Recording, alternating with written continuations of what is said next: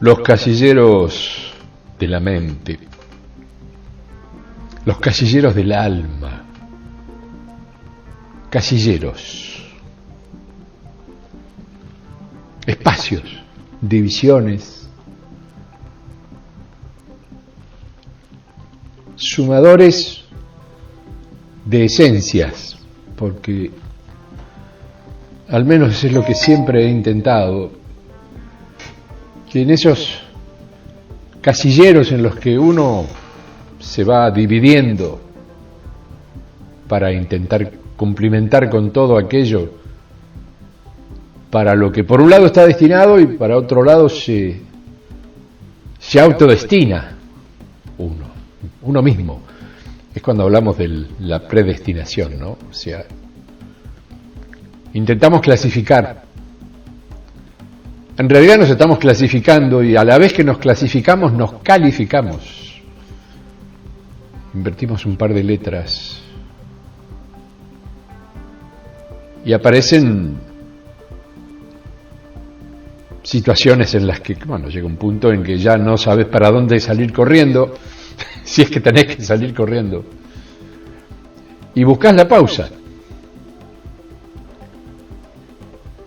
Pausa que, bueno, significa apagar un poco los sentidos. El corazón siempre va a seguir. Como se darán cuenta, estoy muy abocado, muy dirigido a intentar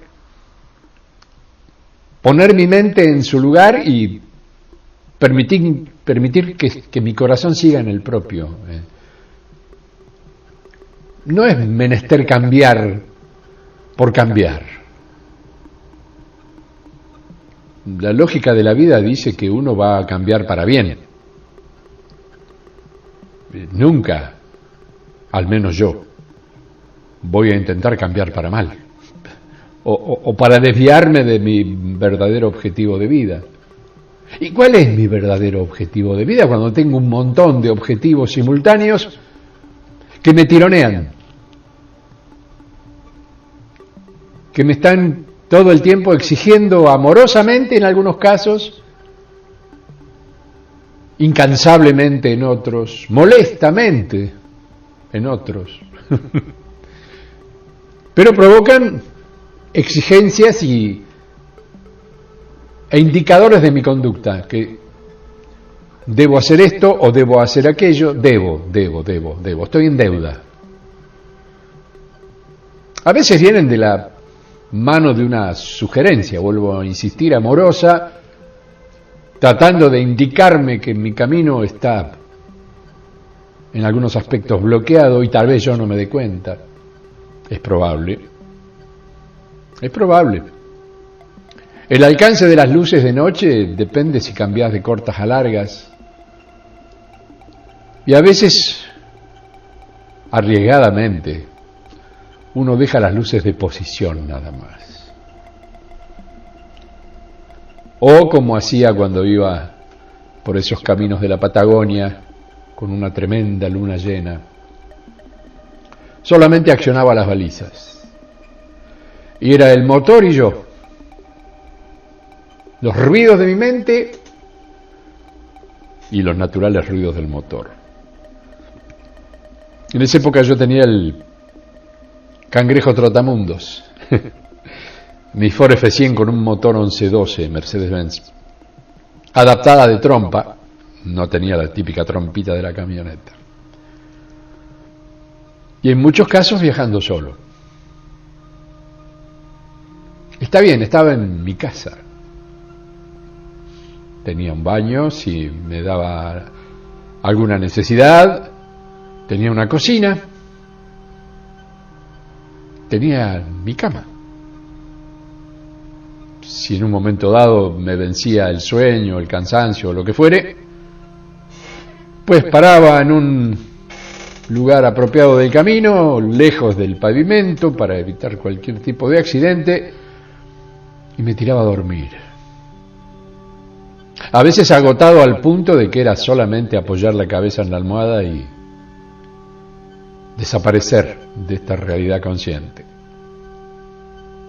Y otras me quedaba en pausa. No podía cerrar los ojos, a pesar del cansancio, porque cuando paraba generalmente era por cansancio.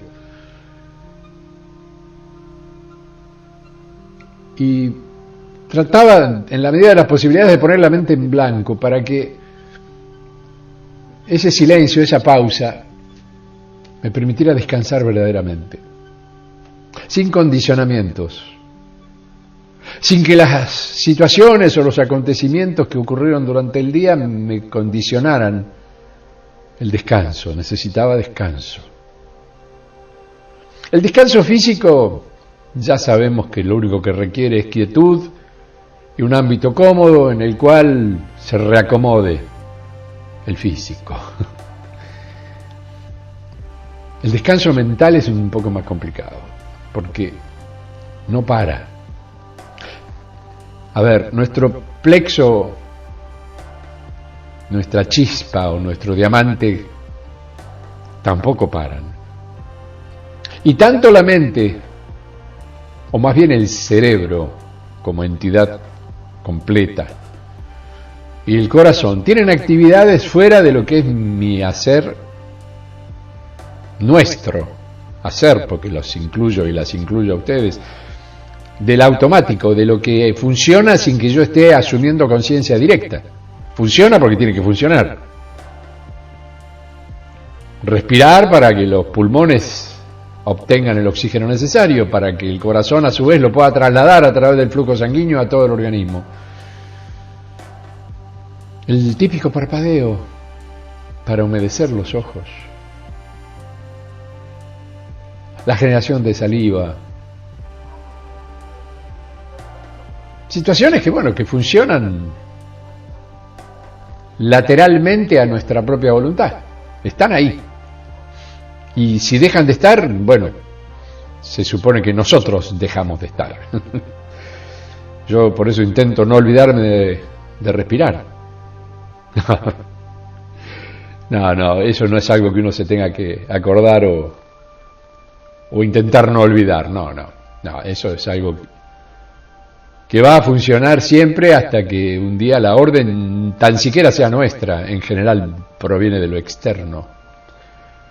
Y ahí es donde esa famosa muerte física nos llega y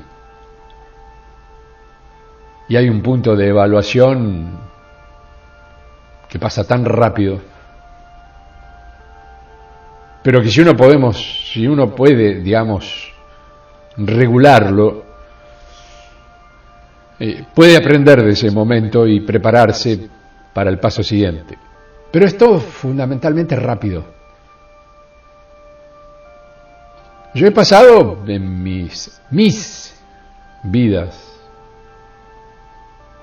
situaciones naturalmente de nacimiento en circunstancias complejas. Por ese lado mi memoria no trae demasiado, porque cuando uno es bebé hay un mecanismo de defensa natural que impide que el bebé pueda comprender la real situación que se está viviendo. He nacido en circunstancias de guerra, he nacido en viajes interestelares, donde la atmósfera no era natural. Me encontraba dentro de una cápsula, junto con quien era mi ocasional mamá. Sobrevivía al sueño, pero son situaciones, son imágenes muy borrosas, no están requeridas por mi recuerdo, no. Y mejor que así sea, porque en esos momentos en los que la voluntad es simplemente mecánica, respirar, comer, evacuar, es como que no hay vivencias concretas sobre las que uno pueda construir un recuerdo. Es muy mecánico. Y a veces vivimos la vida mecánicamente. Lo que decía al principio, los casilleros. Como si fuera un llavero de esos que se cuelgan en las paredes o los que hay en los hoteles. Vieron que son pequeñas cajitas donde en general se puede dejar una nota, una carta, o donde se deposita directamente la llave, con ese llavero enorme que ponen en los hoteles para que no te lo robes. Eso lo aprendí de haber estado en tantos hoteles. Yo dije, pero ¿por qué semejante llavero? Y un día le pregunto inocentemente al conserje, digo, ¿pero qué el llavero tan grande? Dice, para que no te sirva, para que lo dejes, para que no te lo lleves. Está bien, es una medida interesante, ¿no? Porque salvo que sea una obra de arte, pero en general son unos óvalos de madera o de plástico con números grandes. Algunos muy pesados, como para hacer un llavero, ¿no? Tienen el número de la habitación hecho en bronce. Está bien, es interesante, qué sé yo. Hay gente que siempre se quiere llevar algo. Bueno, yo lo que siempre me llevaba de los hoteles eran los jabones, los pequeñitos esos, que siempre me fueron útiles. Mi mochila estaba bastante bien aprovisionada. Y a veces venían unos pequeños frasquitos o los sobrecitos típicos de shampoo y acondicionador para el cabello, ¿no? Y yo siempre con mi melena necesitaba más de lo que se me proveía. Entonces, para caso de compartir la habitación con un compañero o con varios compañeros, como ha pasado, teníamos habitaciones de hasta 4 o 5, y no le voy a quitar la porción de cada uno tenía un jaboncito y su correspondiente shampoo y acondicionador. Yo no, bueno, el jaboncito no era el problema, en mi caso era el shampoo y el acondicionador, pero yo me llevaba los míos. Entonces, después muchos compañeros llevaban el propio, se llevaban su shampoo, yo no me lo podía comprar. Eran momentos en los que mis dineros quedaban en mi casa y yo me iba con lo justo. Y a veces lo justo eran centavos.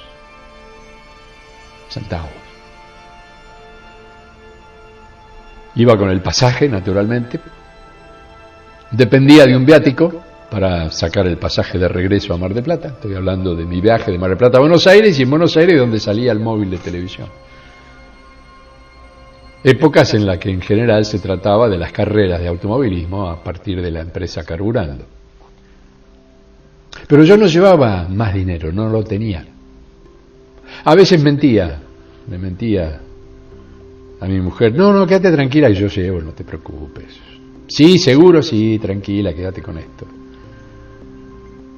Y yo tenía para tomar el ómnibus hasta el centro, donde iba a la terminal.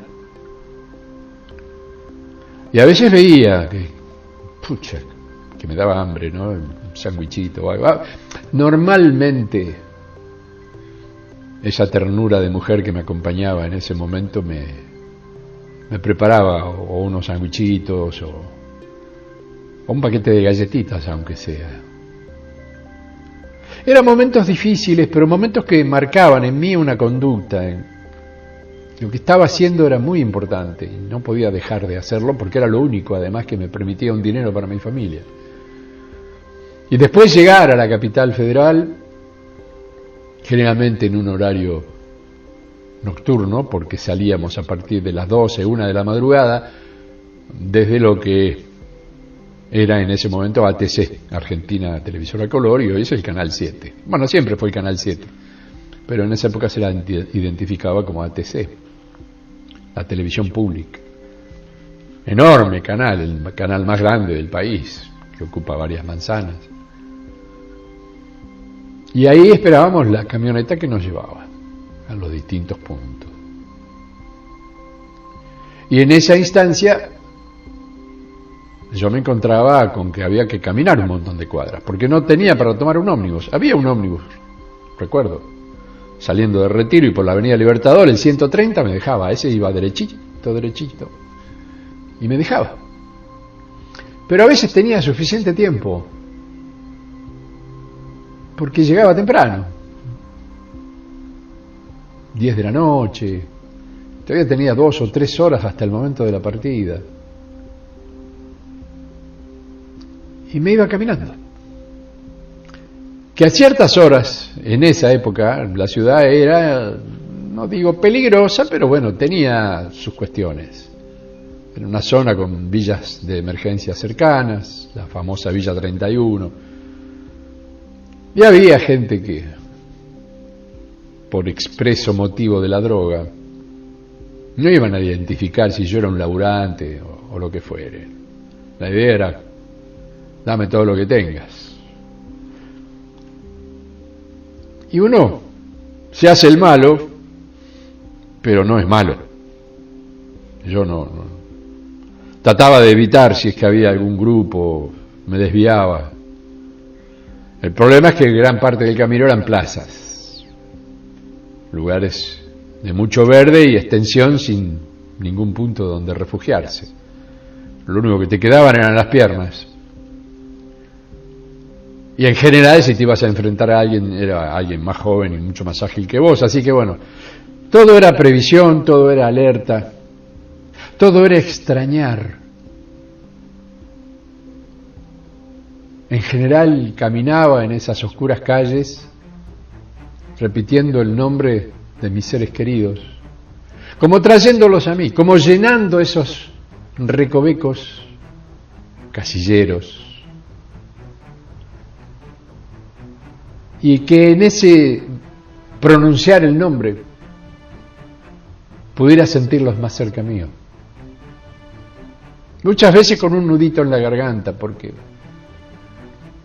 a esa altura de mi vida ya había pasado por muchas cosas. Sentía que muchas cuestiones que yo había encarado habían sido fracasos. Me había quedado el dolor enorme de perder mi instituto Niepce. Ese gran sueño de producir que yo tenía y por el cual había invertido tiempo, dinero y sueños, muchos sueños, y mucha muchachada pasó por esas aulas. Y lo tuve que entregar cuando ya no pude pagar en la hiperinflación del año 1991. En la que un alquiler que era de 500 se me fue a 1500, 2 veces más. Ya no podía pagar los 500. Cae de maduro que los 1500 para mí eran un imposible absoluto.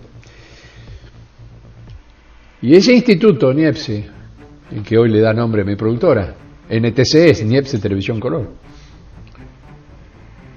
había albergado no solamente momentos vitales, porque bueno, pasaron cosas maravillosas, pasó gente muy grosa por ese lugar, grandes artistas, grandes de todo, grandes seres humanos fundamentalmente, y estaba muy bien instalado, con sistemas en que cada uno había un área para hacer transcripción de videos, copia de videos, un área de edición, arriba estaban los laboratorios para fotografía con varias ampliadoras, un baño transformado en la sala cuarto oscuro para los húmedos, una mesa enorme que había encontrado tirada y no sé cómo la subimos, todavía no me acuerdo bien cómo la subimos al primer piso, y menos pasar por el pasillo estrecho.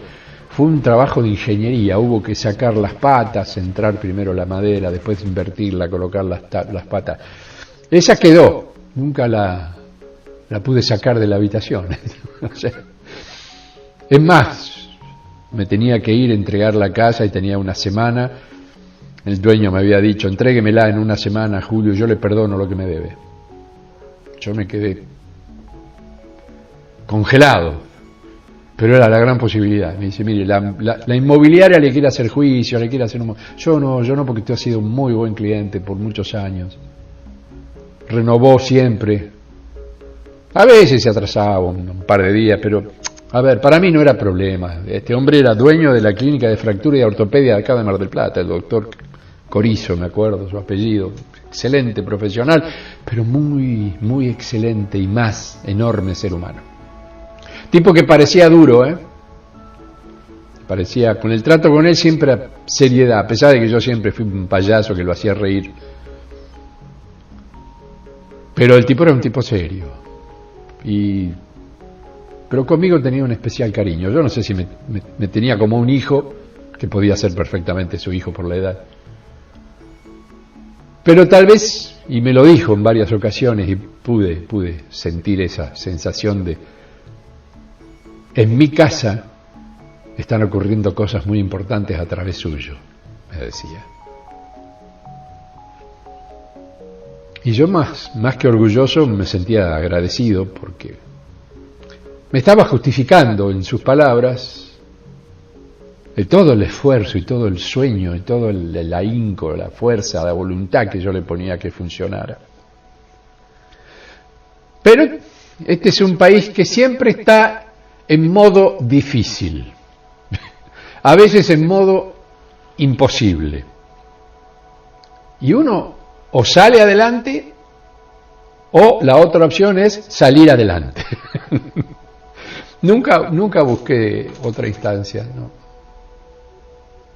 Y lloré mucho, lloré mucho, de impotencia, de bronca. Cada golpe que le pegaba a las maderas para romperlas porque ya eran inusuales, ya no se podían usar.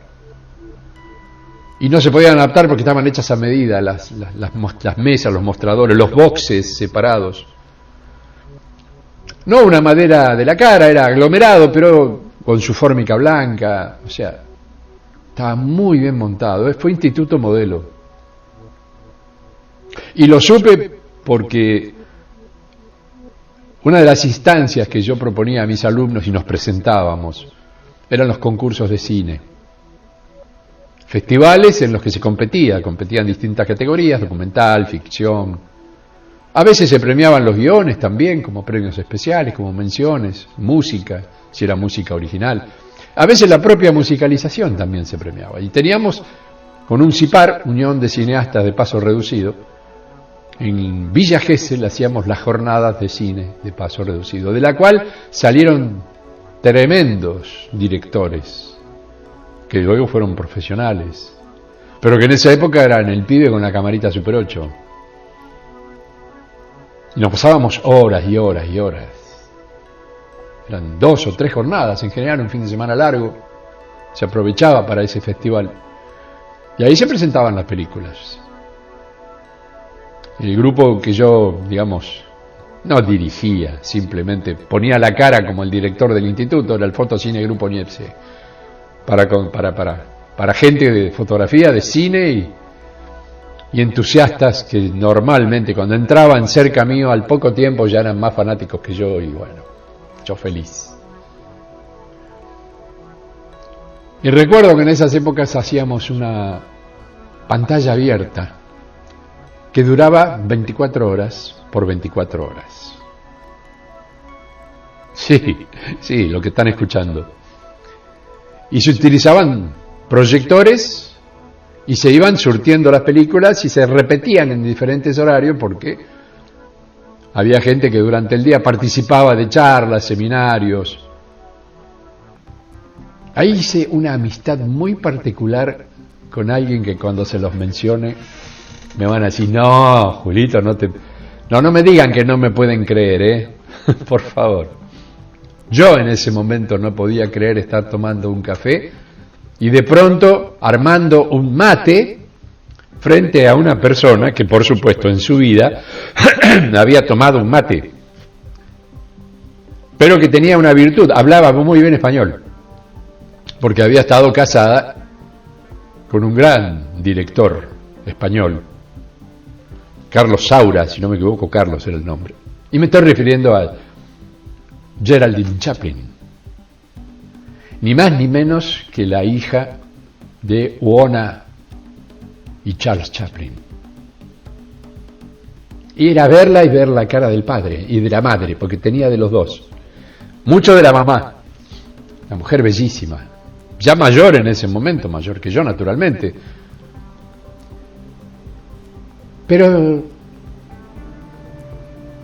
si yo les digo cómo llegó ella a mí, porque yo no llegué a ella, para mí ella venía como una especie de presidenta honoraria del festival. y lo dije mal, perdón, presidente honorario, porque así es como se dice, yo no soy de los que dicen estudianta o presidenta, no, esta vez se me escapó, porque uno repite y bueno, ya está, pero no, yo respeto el verbo, con todo respeto, ahí no busco ninguna cosa ni de género ni nada por el estilo. El participio activo del verbo es presente, es con E. Y para mí es estudiante, presidente, docente y punto.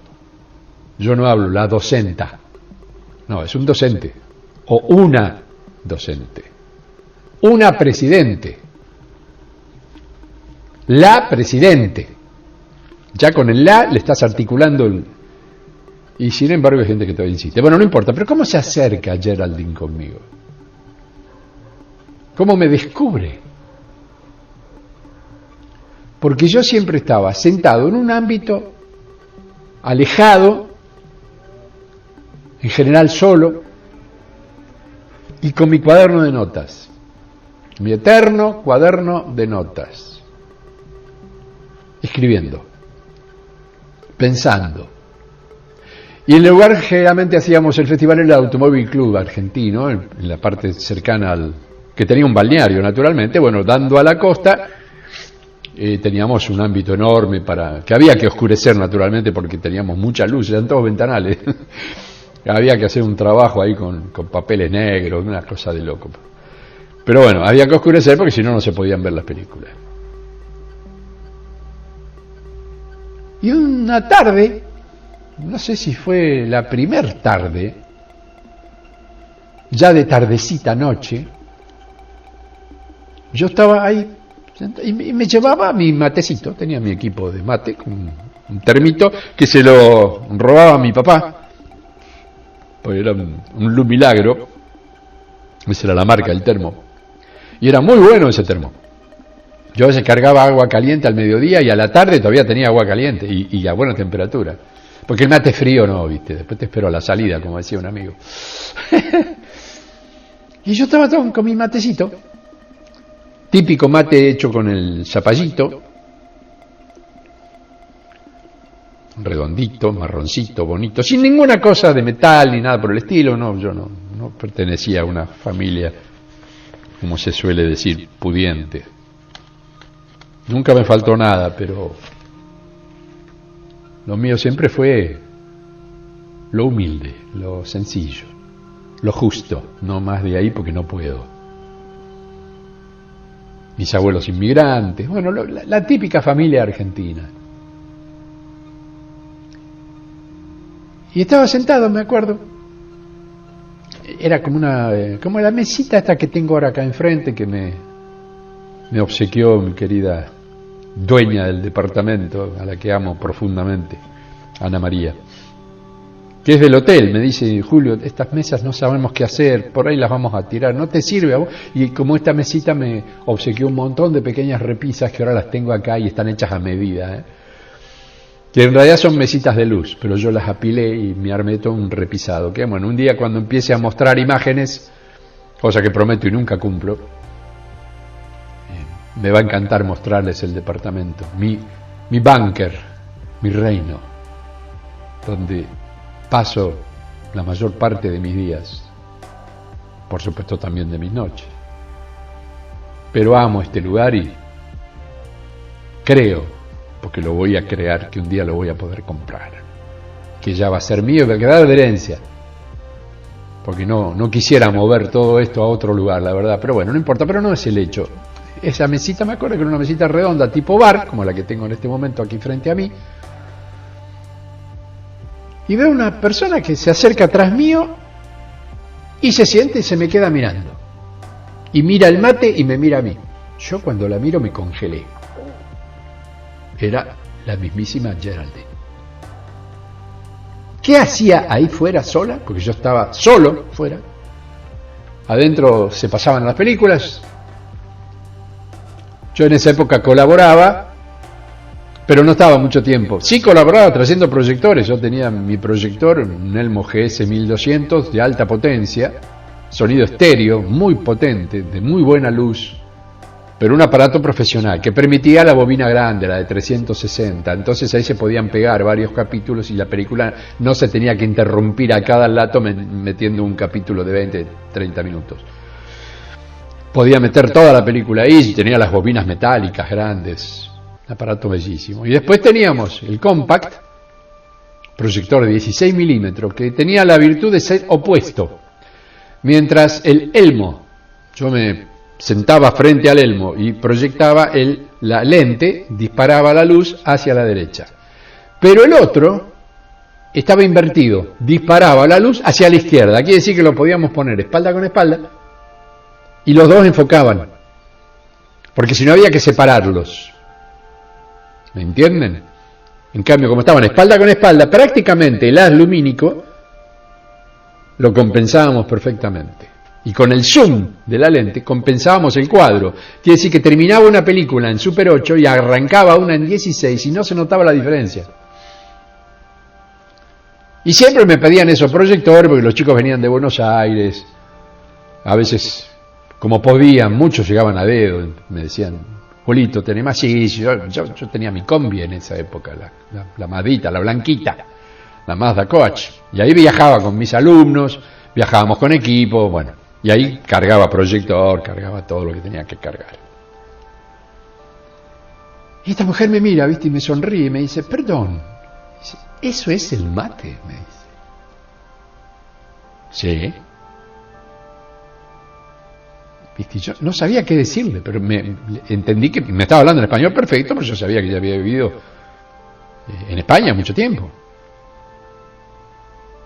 Y me hace así como diciendo, sin decirlo, pero como gran actriz, diciéndome, ¿puedo probar? Y yo, viste, renuevo la yerba, porque ya venía un poquito lavadito, y le doy un matecito. Digo, a ver si todavía se me atora, porque vieron que siempre, aunque uno renueve la yerba, el primer mate de la renovación puede venir con un poquito de polvillo, pero no. Yo en general le quitaba el polvillo a la yerba, haciendo todo un proceso naturalmente, que ahora no lo voy a explicar, y lo ponía en un recipiente para que viajara segura, que no se me volcara y mantuviera la sequedad, que no se humedeciera, qué sé yo, no importa. La cuestión es que ya le faltaba una buena porción de polvillo, pero le tenía que mantener el sabor, por lo tanto no dejaba los palitos nada más, no dejaba un poco. Bueno, esta mujer lo toma y cierra los ojos y es como que lo degusta, ¿no? Dice, qué gusto raro que tiene. Sí, me dio, pero sus propiedades, en particular estimulantes. Pero es droga, me dice. No, claro, hierba, ¿qué es esto? ¿Qué es esto? Y se empezó a reír. Y ahí es como que yo me aflojé, porque me di cuenta que además de que era una personalidad semejante, que por supuesto cargaba un ADN de una magnitud tremenda, hija ni más ni menos que del tremendísimo Charles Chaplin, por favor. Pero me encantaba su humor, su sencillez. Entonces yo estiro la mano y digo, mi nombre es Julio. El mío es Gerald, sí, ya sé. Yo hago así como ya sé quién sos. Yo sí, a vos te voy a conocer, pero vos no me vas a conocer a mí. Y empecé a tratarla de usted. ¿Para qué? No. Si vamos a charlar, vamos a compartir un mate, dice, porque vamos a compartir el mate, ¿no? Digo, sí, si usted quiere, ¿cómo? Si tú quieres, bueno, puedes hacerme de vos también, porque acá se usa mucho el vos. No hay problema, yo entiendo, me dice, está todo bien. Y empezó a interrogarme, como si yo fuera el personaje a investigar. ¿Quién era yo? ¿Qué es lo que hacía cuando le dije que tenía un instituto de enseñanza? ¡Oh, qué bueno! Dice, eso es muy importante. ¿Y hace mucho que tienes esto? Digo, sí, yo empecé en una empresa de fotografía aquí en el Mar del Plata. Se llamaba Click Centro Fotográfico. y fui profesor de fotografía en ese momento. Y luego, bueno, cuando pude independizarme cerca del año, eso fue en el año 1973, yo era muy joven, trabajaba gratis, no cobraba con dinero, me cobraba, no era gratis en realidad, me cobraba con equipo. ¿Cómo? Sí, yo no podía, yo soy de familia muy humilde, gente trabajadora, no podía decirle a mi padre, ni tener un trabajo que me permitiera retirar un dinero importante para comprar una cámara. Eso iba a mi familia, eso era la comida, yo colaboraba, por supuesto, desde los 8 años que yo trabajaba. Y ella, viste, parecía que yo le estuviera contando un guión de película, ¿no? Porque para mí era muy natural explicarle lo que había sido mi vida, pero bueno, tan pequeño, me dice, sí, le contaba que repartía churros con dulce de leche en una bicicletita con un acopladito que me había obsequiado un vecino, que lo habíamos reciclado, pues ese acopladito estaba destruido, tirado en la calle, y este hombre que tenía otra bicicleta que ya no usaba, bueno, le puso las ruedas de esa bicicleta, consiguió en un taller mecánico una soldadora autógena y soldó la lanza para poder engancharlo en mi bicicletita, y yo salí a repartir churros con dulce de leche, previamente encargados por distintas panaderías de la zona donde yo vivía. Y me ganaba mi pesito, y me traía siempre, que ese era el obsequio, un extra, una docenita para la casa, para cuando volviera mi papá del trabajo, o como decíamos cuando éramos chicos, tomar la leche, bueno. Y esta maravillosa mujer me miraba, ¿viste?, con una cara entre admiración y curiosidad, ¿no? Y cuando le conté mis inicios en el cine aficionado, de qué manera yo fui descubriendo que me gustaba escribir, y ahí ella me dice, yo estuve observándote estos días y mi intriga era, dice, porque yo me escapo. ¿Cómo? Sí, yo me escapé varias veces. Dice, me iba a la playa, me iba a caminar por la playa, y cuando volvía de la playa, que sabía que me estaban esperando, me estaban buscando, y yo no quería, digo, yo vine acá a disfrutar del sol, del mar, dice, en esta época encima, claro, estábamos hablando en general del mes de marzo, abril, a veces coincidía con Semana Santa, acá en Argentina, ¿no? Entonces esos días eran de un cierto turismo, pero ella se ponía los anteojos oscuros y caminaba, y hasta el fanático más fanático jamás hubiera pensado que se iba a cruzar con Geraldine Chaplin caminando por la playa de Villa Gesell, o sea, olvidemos, era imposible, y era ella. Bueno, ella decía que volvía y me encontraba a mí escribiendo. Y pensaba, dice, ¿será poeta este muchacho? ¿Qué escribirá? ¿Letras de canciones? ¿Cartas? Tal vez, para alguna enamorada. Dice, pero lo pude observar, dice, hoy a la mañana, sin ir más lejos, estabas aquí mismo, bueno, no aquí mismo, no, digo, estaba un poquito más allá. Dice, luego del almuerzo volví a salir y estabas en aquel banco, y ahora estaba volviendo y estás acá en la mesa. Y yo dije, pero este hombre vive afuera. Digo, no, lo que pasa es que yo también me aíslo. Digo, están muy lindos, están todos disfrutando. La mayoría de estas películas yo las voy a volver a ver porque hay que hacer transcripciones y copias, y en general me las encargan a mí, así que las voy a volver a ver. Pero bueno, ¿y qué escribes? ¿Qué guiones? Y ahí más o menos le conté alguna de las películas que tenía pensada. Yo iba escribiendo varias, y para eso utilizaba un cuaderno cada 2 películas. ¿Cómo? Sí, en uno empezaba a escribir. Daba vuelta en el cuaderno y empezaba del lado de atrás. Entonces, mi cuaderno estaba invertido. De un lado escribía la parte frontal del cuaderno y del otro lado en la parte opuesta al cuaderno, invertida naturalmente, y por supuesto.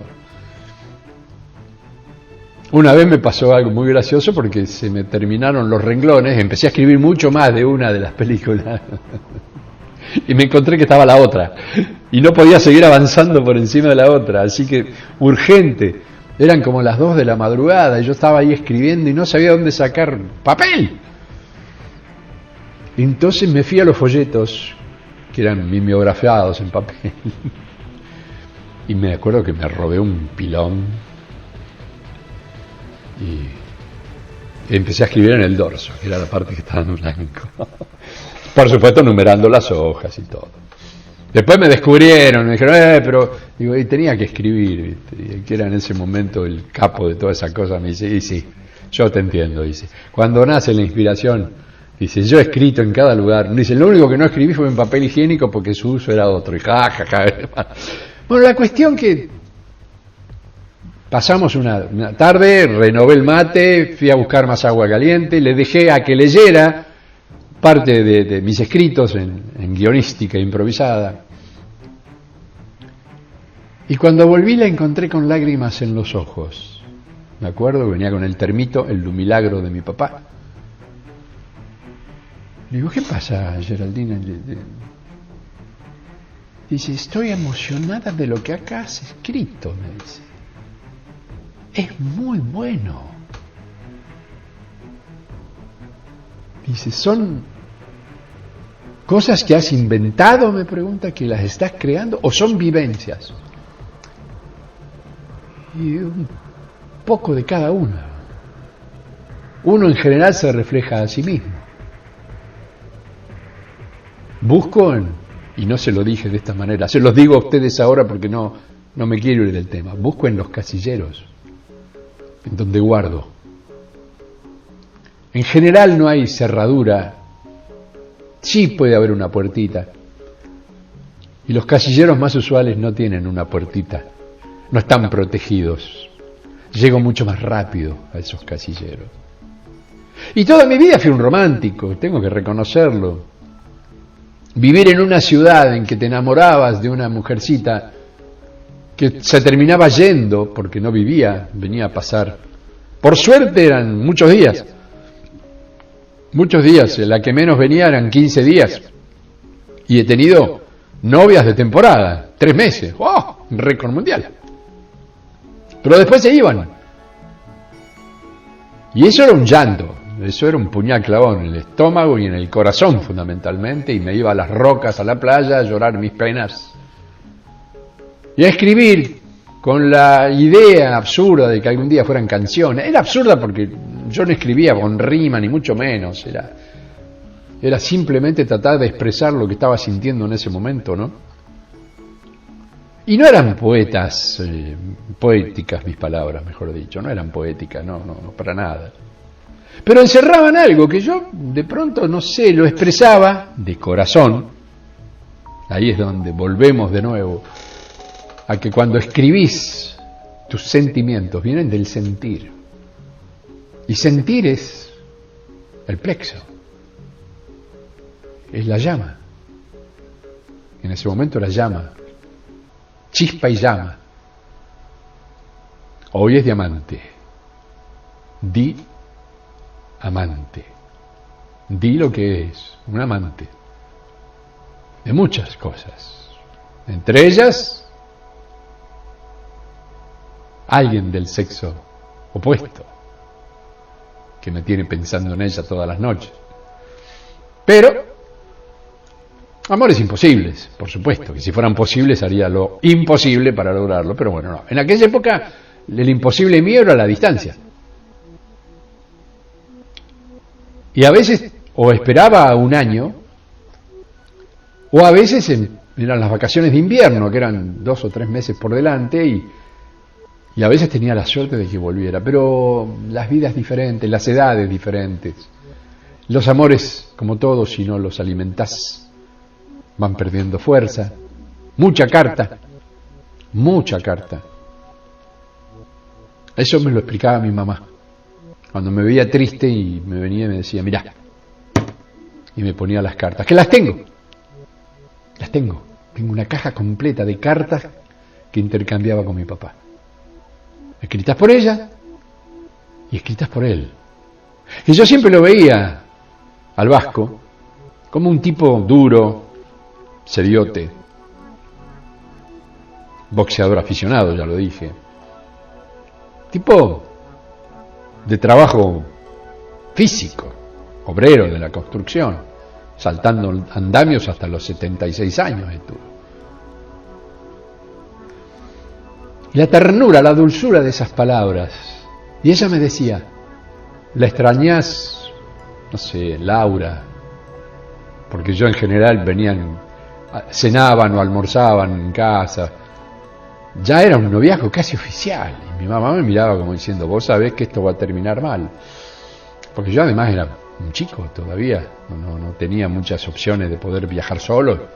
Y además era hijo único y, bueno, pasamos situaciones muy complejas en casa con la muerte de mi abuelo. Bueno, cuestiones que algún día contaré como anécdota, pero que ahora no vienen al caso. Lo que viene al caso es que, claro, una vez terminada la instancia de vacación de la ocasional pareja o novia o como la queramos llamar, llegaba el momento de la despedida y ahí es donde entraban las... Entonces, ¿yo qué hacía? Sumaba, escribía, y una vez que escribía recomponía conceptos, extractaba emociones y después las capitulaba a nivel secuencial y cada secuencia cinematográfica la dividía en escenas.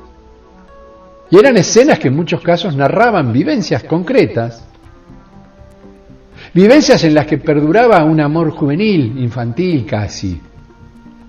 Hacer el amor en esa época era un poco menos que sueño irrealizable.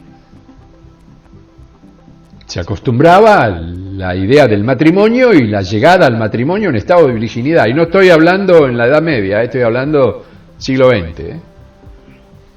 Pero las chicas tenían otro respeto por su cuerpo y otra instancia educativa. Sería religiosa, vendría del catolicismo, no sé, yo nunca me puse a juzgar eso.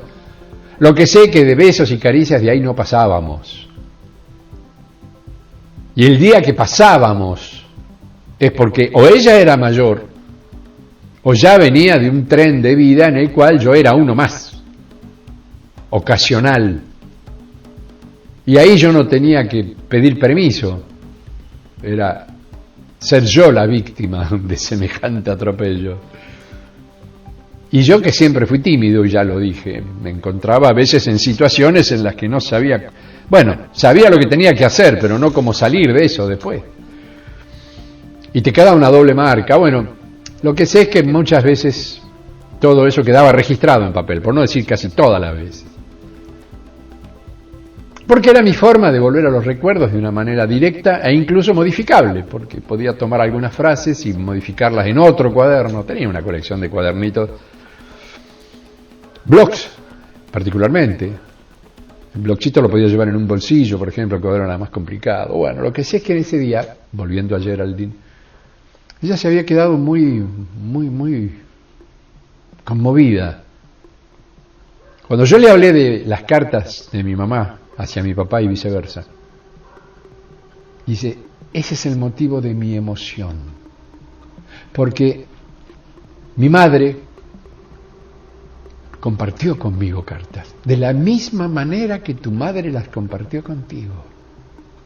Porque mi padre esas cosas no las guardaba, no, él era mucho más rígido, muy varón. Acá le diríamos machista, le digo. Y sí, es eso que ustedes dicen, como que era el jefe. Pero mi madre, al ser mucho más joven que él, era mucho más emotiva, enamoradísima de mi padre, enamoradísima. Su protectora absoluta. Y de hecho, no tal margen, ella lo cuidó hasta el último día de su vida. O sea, ella sabía que estaba con un hombre muy mayor. Pero bueno, dice, mi padre era un extraordinario guionista, extraordinario, pero sus escritos, sus cartas, eran no solamente una declaración de su amor hacia mi madre, sino la virtud de las palabras. Excedía la validez de un adjetivo. Mi padre sabía adjetivar muy bien. Y el humor, siempre el humor. Pero ese humor que la hacía llorar, porque ella sabía que él sabía que a partir del humor la iba a conmover y por lo menos le sacaría una sonrisa y no le cargaría de angustia las ausencias provocadas por su trabajo, porque dice, mi padre, una vez que tenía una película en realización, se olvidaba de todo, de la familia, de él mismo. de él mismo, ha descuidado su salud muchísimas veces. Después, bueno, lo que ya todos saben, cuando la política, él con su pensamiento comunista, fue echado de Estados Unidos. Bueno, cosas que lo marcaron y que marcaron a la familia, y yo estoy viendo similitudes aquí. Y ahora con lo que me dices, con más razón, dice, me doy cuenta de que acá hay autenticidad. Y me dijo, creo que para mí el mayor, no sé si elogio, lo tomo más como consejo, como sugerencia amorosa. Yo, si no te ofendes, te pediría que nunca pierdas esta actitud, esta autenticidad. A contra sea lo que sea, me decía, sea auténtico. Respétate como auténtico. En estas palabras, en estos cuadernos que estoy segura, me dice, que atesoras mucho, está reflejado quién sos. Yo hoy tuve el placer, el honor de leerlos. Le digo, bueno, gracias, yo no sé qué decir. Nada, simplemente escucha porque estoy hablando yo. Bueno, está bien. No. Tremendo personaje, maravillosa mujer. Bueno, y me dijo, la autenticidad, sea auténtico. Y me sigue expresando lo de la autenticidad, y les aseguro que la estoy viendo delante mío, en esta misma mesita sentada delante mío. Dice, porque construimos constantemente personajes y malas copias de nosotros, tratando de exagerar algunas virtudes y disimular algunos defectos. Y no, eso es un error. Aceptar nuestros defectos y conservar nuestras virtudes, para que algún día las virtudes pasen por encima de los defectos. Yo tengo uno que es tremendo, dice, no recuerdo las letras, cada vez que hago una película, me olvido. Y no es por nervios, no, porque yo disfruto actuando. Aprendí a actuar, ni más ni menos que con mi padre. Muy exigente, por lo tanto yo tenía que saberme la letra hasta el milímetro, porque él respetaba el guión de fierro. Algo que compartía con ni más ni menos que el gran Alfred Hitchcock, que sus guiones, no se te ocurra decir otra letra. Ahora, yo era tal la dimensión de la letra que me olvidaba. Eso se podía arreglar o quedaba bien como yo lo decía, pero él no. Paraba la filmación. Corten. Vamos de nuevo. Y se enojaba y me sacaba aparte. Me decía, ¿este es el guión? Sí. Tenés 10 minutos para aprenderte esto de memoria. Y él, mientras tanto, cargaban la cámara, acomodaban luces. Eran 10 minutos, y yo no tenía más tiempo. Y esos 10 minutos para mí eran un calvario. Los primeros 5, me dice, yo no sabía lo que estaba leyendo. Pero después tenía que memorizar, y si me volvía a equivocar, otra vez, corten, y otra vez, 10 minutos y a estudiar. Eso se lo hacía a tremendas actrices y actores que ya eran profesionales. Estaba loco, absolutamente loco, pero me enseñó a que si eso está escrito de esa manera, es porque fue elaborado de esa manera. Pero yo le decía, padre, ¿se puede decir de otra forma? Sí, pero yo no lo acepto. Porque para yo llegar a esta frase, elaboré las palabras. Cada palabra tiene una validez. Suma a un total. Si me cambias los sumandos, me cambia el total. Y era en la época en que se decían los textos, y acá viene lo más gracioso, la película era muda. Todavía había muchas películas. Yo ya entré con él en el cine hablado, pero él siguió filmando películas mudas. Y un día estuve a punto de perder la paciencia, porque digo, padre, esto no se escucha. Se ve el texto en la pantalla. Padre, por favor. No sé. Todavía no lo decidí. Porque él grababa a sabiendas de que podía juntar el dinero para sonorizar la película. En eso él siempre fue así. En el cine mudo repetía los textos y había que repetir los textos. Era mucha expresión, dice mucha mímica, pero la actriz o el actor que, digamos, intercambiaba con él una escena, tenía que repetir el texto que él le había dicho. Porque él siempre expresaba de que con ese texto él cargaba emociones, podía mirar de una manera, podía actuar de otra, podía... Y a los actores y actrices les exigía eso para que ellos entraran en el terreno de la emoción, porque la palabra los inspiraba, les daba toda la fuerza para poder mostrar en el rostro, en una expresión, en una mirada e incluso una lágrima que era auténtica, la sensación que ese texto les estaba produciendo. Eso es lo que para él era la autenticidad. Y leyendo tus escritos, observo autenticidad. Aquí no hay una mera improvisación. Cada palabra está colocada como debe ser y evidentemente las estás escribiendo desde tu corazón. No se los voy a hacer muy largo porque ya pasaron 55 minutos y no los quiero aburrir. Para mí es una anécdota que me enseñó los casilleros. Casilleros en la mente y casilleros en el alma. Lugares donde yo sé que se refugian formas, ideas, recuerdos, sensaciones, aromas, sonidos, sonrisas, miradas, caricias. Todo mezcladito pero clasificado. Porque el total en ese casillero tiene subcasilleros que me dicen: tu sonrisa no la puedo borrar de mi mente. Tu mirada y esas lágrimas en la despedida, mucho menos. Tus palabras, una voz entrecortada, tu abrazo, ese beso, todo está subclasificado en ese casillero, que lleva el nombre del ser amado. Y eso es lo que hoy, en cierta manera, cuando entro en cuestiones en las que la tristeza intenta avasallarme, porque todo lo que estoy viviendo, y ustedes también en esta humanidad, en este preciso instante, me produce mucho dolor, porque cuando estamos conectados directamente con la esencia crística, cada alma que es evacuada de un cuerpo luego de un acto de violencia inconsciente, porque en ese momento no sabe que va a trascender o simplemente a morir, en ese momento uno siente como un aguijón que se clava. Y a pesar de la distancia, a pesar del no tener una participación directa, tan siquiera como rescatista, porque no me corresponde por área, hay muchas hermanas y hermanos que están en este momento llevando tareas de estas características y con los que estoy conectado directamente.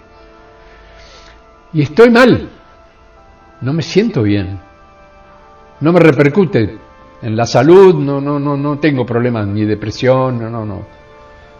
Pero tengo una angustia, mis amores, que me supera la alegría de momentos extraordinarios, como sé que Marcelo está firmando en este momento el precontrato para la adquisición de los campos en donde se va a instalar Aldea Global. Son momentos de alta felicidad y yo no sé, no puedo apreciar y disfrutar ese momento. Sé que lo voy a hacer, ahora en un rato voy a ver sus mensajes, hoy sonó el teléfono varias veces. Créanme que no quiero sentirme como me siento, pero el corazón no miente. Mentalmente me puedo distraer, me puedo ir por cualquier lado, ¿sí? Esto que estoy haciendo en este momento, esta inspiración me permitió salir un poco de esa angustia, pero mi corazón sigue ahí, angustiado, latiendo con fuerza, pero con una enorme necesidad de que estas energías absolutamente nefastas que manejan estos agoreros de la muerte, de una buena vez por todas se agoten. Yo no le deseo la muerte a nadie, pero alguno de estos personajes va a tener que pagar con su vida lo que está haciendo. Seguramente, si existe una justicia divina, aunque la palabra no me gusta, pagarán el precio de todo lo que se llevaron a partir de su soberbia y su odio a la vida humana, porque no saben amar, saben odiar.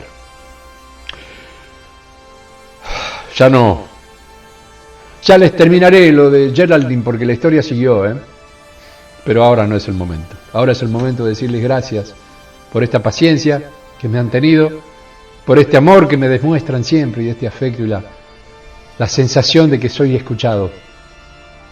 Ya eso me basta para sacar fuerzas y seguir adelante. Y esto es una disciplina diaria, como se habrán dado cuenta, no les voy a fallar. No les voy a fallar. Las amo, los amo muchísimo. Gracias, gracias por este rato.